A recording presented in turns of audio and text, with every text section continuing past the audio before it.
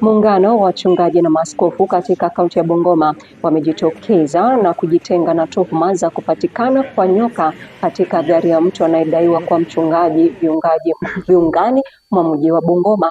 Wakijitenga na tuhuma hizo, wakiongozwa na mwenyekiti wa Church and Clergy katika kaunti hiyo, Askofu Ignatius Wanjala, wanahoji kuwa walitamaushwa na tuhuma hizo, wakitaka idara ya usalama kufanya uchunguzi, kuharakisha na kuhakikisha kuwa mshukiwa anakamatwa, wakisema anawaharibia watumishi.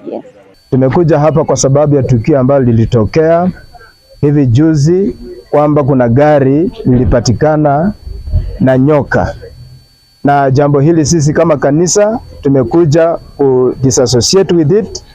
We are not part and parcel of this. Sisi hatumjui huyu askofu ambaye inasemekana alikuwa na hilo gari.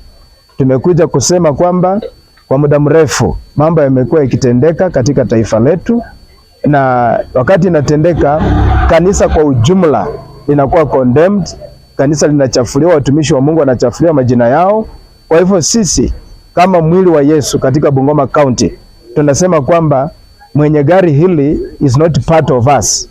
Sisi hatumjui na hatujui ni nini lilitokea. Kama gari hili lipatikana na nyoka, sisi tunaomba vitengo vya usalama vifuatilie.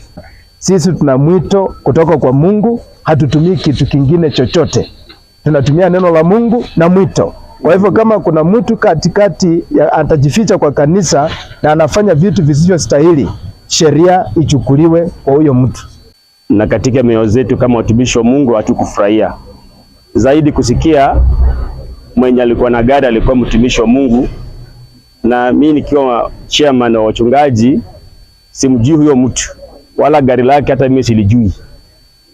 Ombi langu ni kwamba serikali pamoja na media watusaidie tupate huyu mtu alikuwa nani, kwa sababu pia si vyema kuwa na tabia kama hii katika mji wetu, na kama alikuwa anasafiri pia tujue alikuwa anatoka wapi na anaenda wapi.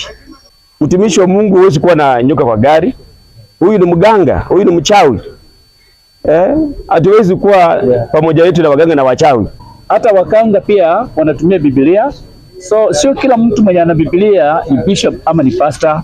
So tafadhali hiyo maneno ya kusema ni bishop ama ni pastor iishe. Hatujapata pastor hapa, hatujapata nyoka. Wacha intelligence ya serikali na media wa investigate.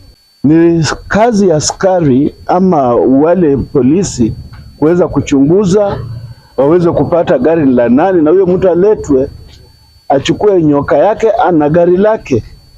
Lakini sisi kama wachungaji na viongozi wa wachungaji tumekuwa katika kazi ya Mungu kwa miaka mingi, na hizi miaka yote hatujawahi kuona kitu kama hii.